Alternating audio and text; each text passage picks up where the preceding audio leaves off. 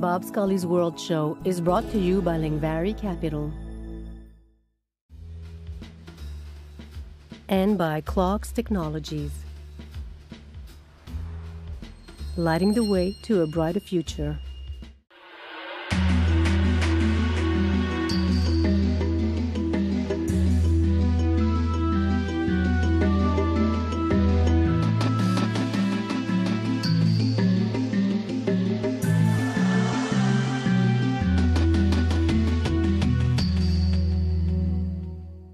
Hi, this is Bob Scully, and welcome to another edition of the World Show, Free Markets, the Lingvari series. This week, we meet the man who would redraw the map of Europe and maybe the entire world while he's at it. A man whom George Lingvari admires greatly, and well he should. Daniel Hannan is a brilliant British statesman, quite young. He's been a member of the Parliament of Europe for the past 2 decades, an MP of Europe, but not for long. Here he is.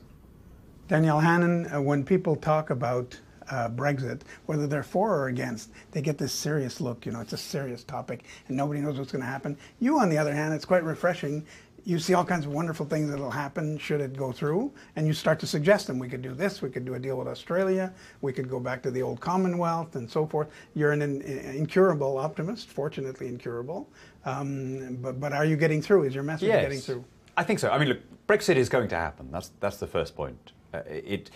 So many things would need to happen to stop it. There'd need to be an early dissolution, which requires 2/3 of MPs to vote for it. A party would then need to fight the election on a reversal platform, which at the last election, the parties that tried to do that were all slaughtered. There'd then need to be another referendum, which would need to go the other way. There's no change in public opinion. Then that would need to go through Parliament. Then all the other 27 would all need to accept the New Deal. And this would all have to happen before March 2019. So there's some really, really bad analysis of this, which misses the point that we're in a legal process, we're in a timetable. Much more interesting and important is to look at what happens next. And yes, I do see huge opportunities to use Brexit to revitalise the whole world trading system, to have genuinely deep, comprehensive free trade agreements that are not corporatist, but are for the consumer. And starting, indeed, with our friends in North America, where we have congruities of law and language and culture and habit and migration, and where distance, of course, matters less and less. And you use some very good examples because they cut through the clutter and there's an image to them. You say, for instance, why can't we, the UK, manage our affairs like Switzerland and New Zealand? And those two countries have done pretty well for themselves. But I guess the viewer will think, yeah, but they're small. And they were always well organized. And they don't have these huge political, ideological contradictions and conflicts. Is it a fair comparison? Yeah, I mean, usually the argument against Brexit is that we are too small. And then as soon as you hear, well, what about Switzerland? Oh, yeah, well, now we're too big. You know, it's not really about size. It's about pursuing the right policies. We want to have the closest relations with our European allies. We want to have a friendly and amicable process, and I hope a mutually advantageous divorce, one that brings benefits to both sides. But we want to live under our own laws. And we want to rediscover our global vocation. We want to be an international free trader, pursuing those links of habit and history and geography that have tied us to every continent and every archipelago. And I refuse to believe that we're uniquely incapable of self-government. When the Japanese and the New Zealanders and so on are perfectly capable of enjoying friendly relations with neighboring countries while making their own decisions, are we somehow not able to do that? Or is it sort of peculiarly racist or xenophobic to argue that in Britain where it's okay everywhere else? I mean, you know, nobody is arguing that New Zealand should merge itself with Australia. And they don't go around saying, oh, these dreadful Australo-skeptics, when are they going to understand that they're just a small island? You know, Japan is not applying to join China, as far as I'm aware. And they don't say, oh, these Sino-skeptics with their imperial delusions. You know, it's a normal, natural, healthy thing to live under your own laws while being interested and engaged with the affairs of every continent, including the ones nearest at hand. But the examples you give, Japan is not joining China and so forth, New Zealand is not joining Australia, that's joining. But when it comes to splitting and separating, a little bit different.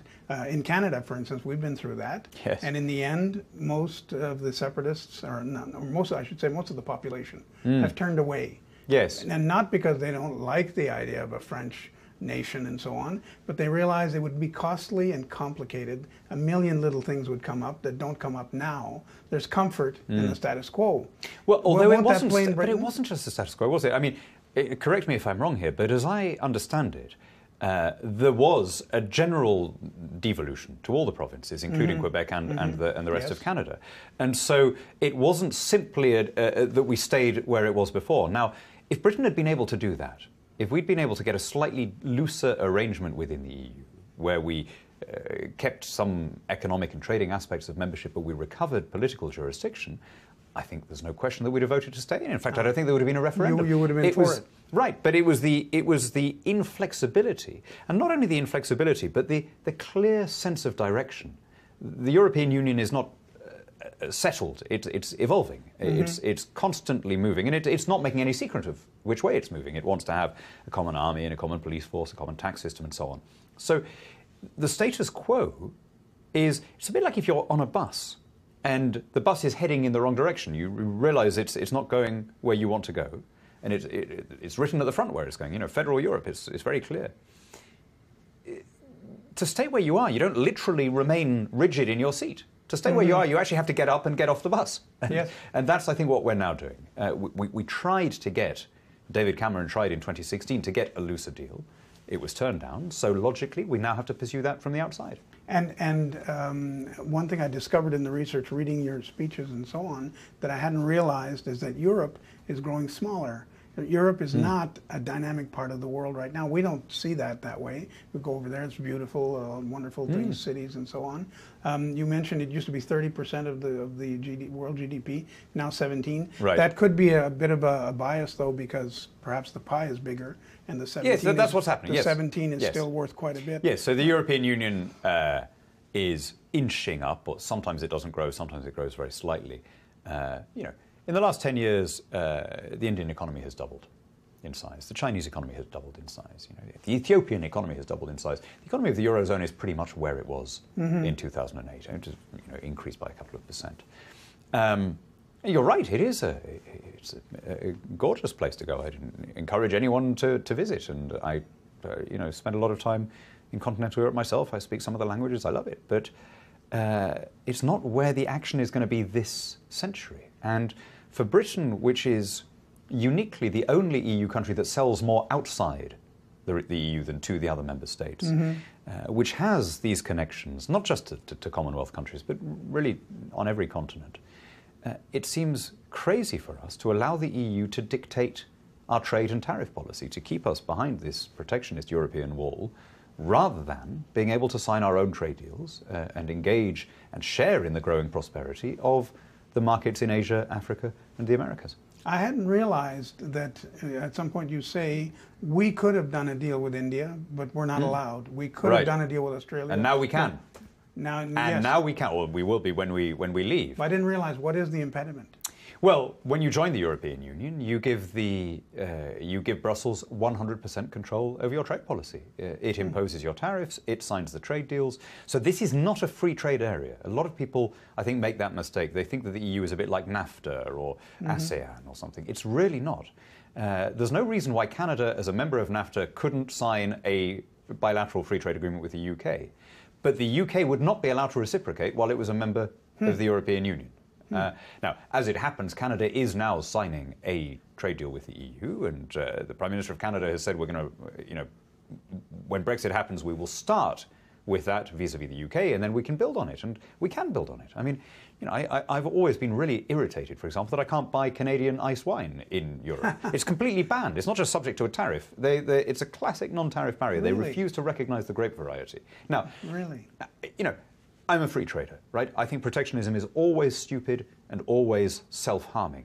But even if I were not a free trader, right, whom do we think we're supporting in Britain by keeping out New World wines? Where are the vast vineyards, in Yorkshire that we think we're protecting? This is the insanity of having a collective trade policy set by somebody whose interests are not your own.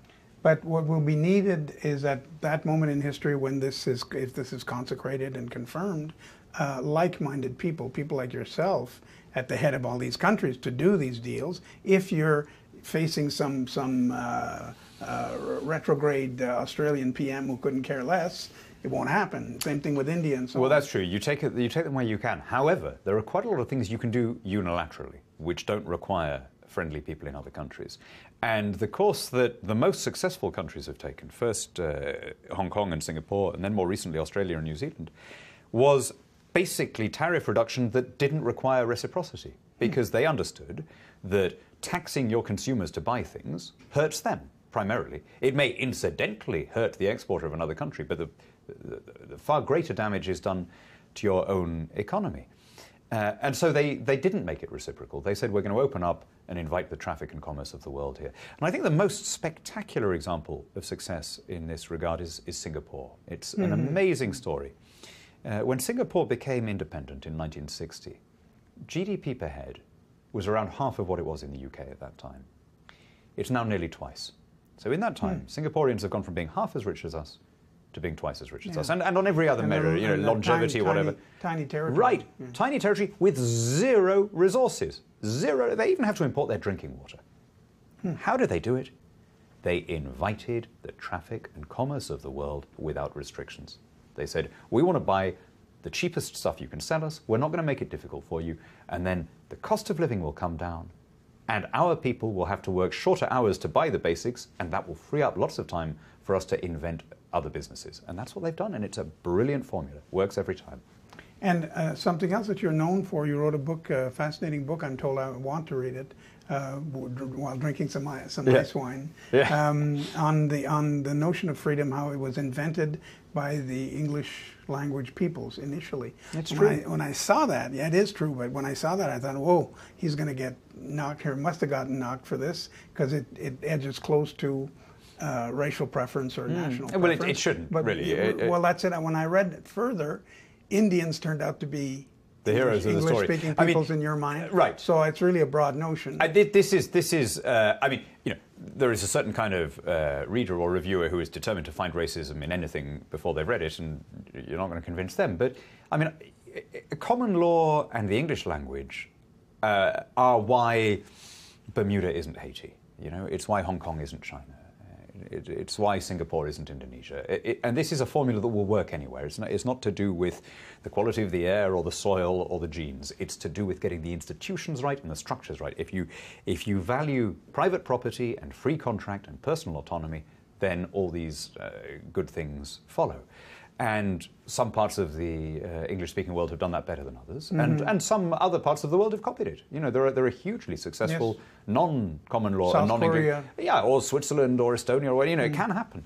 But it's an institutional argument. But you're right that we are shy about saying that a lot of what we now take for granted in the modern world, free speech and free elections and uncensored newspapers and equality between men and women and jury trials and habeas corpus, these were not universal values for most of their existence. These were values overwhelmingly developed in the language which you and I are now talking.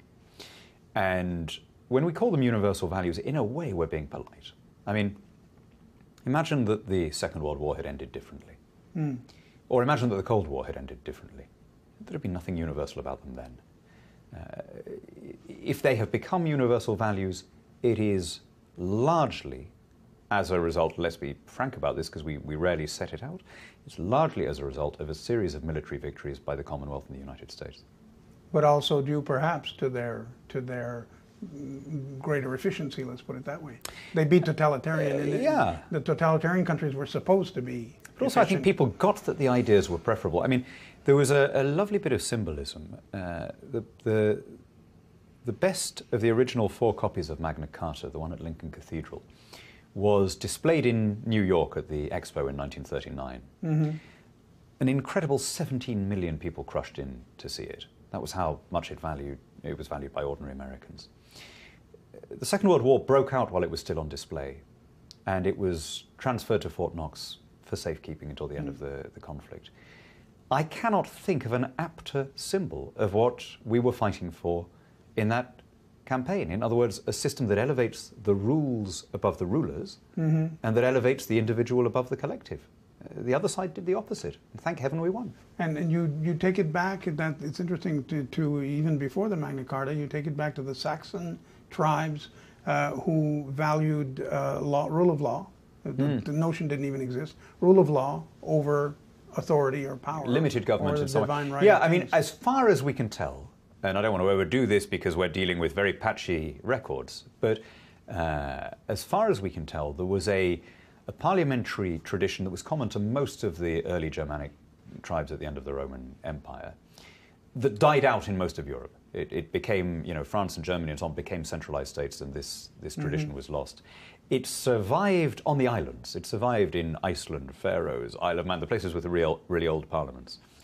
And it survived in Switzerland that was like an island because of its remote geographical inaccessibility. But then it was exported, and there's a lovely passage in Tocqueville where he says, "The American is the Englishman left to himself." Tocqueville had this great theory of what he called the point de départ. He thought, actually, if you want to see the character of a people in the old world, look at how it's played out in the new world. So in his eyes, French America, as he called it, it replicated the seigneurialism and the obscurantism of Louis' France. And Spanish America echoed the ramshackle corruption of Philip's Spain. But English America he saw as kind of proto-libertarian. He said the Republican and localist traditions that are implicit but muted, they've gone further here. He loved the town halls. Yes, he did, and the independent magistracy and the religious pluralism and so on. And it is true that if we glance back, England, Canada, the United States, Australia have not had a mad dictator like so many other countries have. We've been lucky, haven't we? I mean, we've never elected any fascists. We've elected the tiniest number of communist MPs. I think Canada had one. We've had like 6 over the whole of our history. And we're in danger of getting one now, though. Actually, in government. This is a whole different thing, which is alarming. But, we'll cross that bridge if we come to it. But conversely, though, I was going to add, we've not had some of those madmen, but at the same time, those countries that have had them will probably resist the push of libertarianism and rule of law and free markets all the more strongly. Their tradition takes them the other way.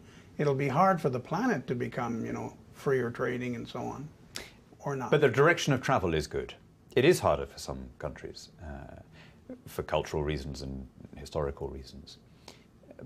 But by and large, the arc bends towards freedom, I would say. There are reverses. I mean, we shouldn't ever make the mistake of thinking that this is a kind of inevitable process, After the First World War, there were democracies all over Europe. By the beginning of the Second World War, there were not. And most of those, for every country that had a dictatorship imposed on it by foreign conquest, there were several that had made that change domestically without anyone needing to invade them. So there's nothing inevitable about it. But by and large, the world is getting better. And that's especially true if you take the most basic measures of human happiness, like literacy, longevity, infant mortality, female education, calorie intake. There's never been a better time to be alive than now. And although there are occasional reverses and there are patches where it's working out badly, the trend is encouraging. People have noted, always with a smile, sense of humor, that you voted yourself out of a job since you were but actually you didn't. You're still in the European still Parliament. There for another few months, But why do you stay? Because you get abuse for it, right? Well, I always did. I mean, if you were a British Eurosceptic, abuse was part of the package. And actually, I don't really blame people, because, was it Upton Sinclair used to say, it's remarkably difficult to make a man understand something if his job depends upon his not understanding it. If you're going to the European Parliament and making a critique of the whole system, of course the people who work for that system are going to take it personally. That's inevitable. But that said, I do have a lot of friends, but you feel you have to show the flag when you go? Why do you go? I don't literally show the flag, but no, I mean, I think the challenge now, as I say, is to make this an amicable process. And so, although I'm still getting quite a lot of abuse from, not from friends. I mean, I have absolute Euro fanatical friends who want to turn Europe into a single country with a flag and everything, and they, we just don't talk politics. But I mean, just after the Brexit vote, I didn't like the tone on both sides, and so I occasionally, because I just think it's a friendly gesture, I occasionally speak in other languages, and I made a speech in the chamber in French, and I said, "You're going to lose a bad tenant and gain a good neighbour," and I think that was. What did they applaud that? Yeah, yes, including some of the Federalists. Yeah. And another thing viewers might wonder about: why not be a British politician? I mean, you have all the talent. I've been required. 20 years in Parliament. I mean, nobody should ever want to be a politician, right? You might have to go into politics to do something. There may be a cause that you can serve in that regard, or you might just have to step up for some reason of a national crisis or whatever. But nobody should aim to spend their life as a professional politician. And therefore, you won't. I've got plenty of other plans. Especially if you're a free market conservative, you can't help feeling, and I think this is probably true of most of my colleagues, you can't help on one level feeling a kind of existential angst. You disapprove of yourself in principle, right? You would much rather be in the private sector generating wealth for everybody rather than in the public sector consuming it. And after a while, that starts to kind of sap at your soul. And you're fascinated by examples sometimes on a micro level. It's interesting. You gave a toast to freedom, which was the keynote of the Freedom Dinner, the famous Freedom Dinner held every year in this city in Manhattan, and you took small examples of progress around the world through free market techniques, how things were costing less, were becoming more efficient, were becoming more useful. You're proud of that, and you want to be a part of that. Yeah, I mean, it's an amazing time that we're living through, because what was until recently the privilege of a handful of wealthy developed countries, there is now a realistic prospect of making it general to the entire human race. And the speed of progress keeps accelerating. When we use the word revolution, we mean an event that changes everything. You talk about the French Revolution, the Russian Revolution, the Islamic Revolution, whatever. It's something that nothing is quite the same afterwards. Well, in a technological sense, almost every day is a revolution now, the speed of change. And although that brings challenges and dislocation and problems, by and large, it's a good thing. It's an incredible thing that you and I can now carry in the palm of our hand information that an entire university couldn't have put there 10 years ago. Our parents wouldn't, or grandparents certainly would never have believed it. Unthinkable for them. Unthinkable. Capitalism is achieving things that previous generations attributed to magic or to religion. And among the many things I learned reading of you and about you and by you, the fact that you were actually a Peruvian anyway, originally. You grew up in Peru.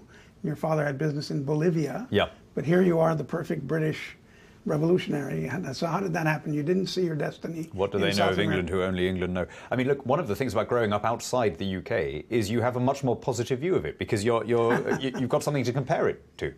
And there's a crippling lack of perspective for some people who it's the same thing that it's a little bit like this statue tearing down spasm that we're going through. A complete inability to have any perspective that Winston Churchill said rude things about Muslims, so he's evil. Thomas Jefferson owned slaves, so that invalidates everything he did. The total inability to look at the context of their time and to measure them not by our standards, but by their own. And in the same way, if you've only ever lived in one country, it's very easy to find fault with it and to say, well, this and this is imperfect. And of course, there are lots of imperfections in Britain. We get things wrong just like any other country does. But by and large, most places would swap their problems for ours. But when you were 8 years old, let's say, living in Lima, La Ciudad y los Perros, beautiful city, very, very different, obviously, from Britain, were you already thinking, when I grow up, I want to be in England? Yeah, if you have a childhood in a place like that, you notice the differences big time. You notice the small things, like you flick a switch and the light actually comes on, and you turn a tap and the water actually is drinkable, and so on. But you also notice that even if you don't have the words for it, I mean, there was an awful lot of political instability when I was a kid. It was during the Velasco dictatorship. There were military. Yeah. It was a hard leftist military autocracy, and it did all the usual mistakes that they did. Import substitution and nationalizations and so on. And the country was thrown into a state of squalor from which it really didn't recover until the end of the 90s. And the odd thing was that nobody was that surprised. I mean, that was what struck me, that when there were confiscations or, when there was violence, nobody found it surprising. And I contrasted, I was at school in the UK, but going back to Peru in vacations, and that was the thing that really hit me. It was that people took order and private property and stability for granted in the UK, even though they moaned, right? I mean, in the 70s, particularly, everyone in the UK was moaning, and with good reason. But it was still not like living in a country without the rule of law. Well, Daniel Hannan, now I know why George Langvarry wants you at his next conference. So I'll tell him, George, give him some ice wine. Send him a case of ice wine, and he'll come. I'll buy some in my duty free on the way home here. It's the only way I can get hold of it in the UK. Well, long life and good luck. Thank you. Daniel Hannan was our guest this week on Free Markets, the Langvarry series of The World Show. I'm Bob Scully. Have a great week. Thanks.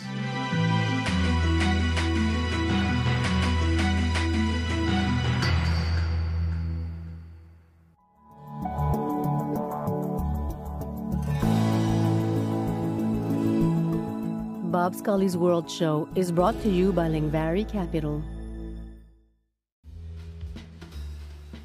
and by Clocks Technologies, lighting the way to a brighter future.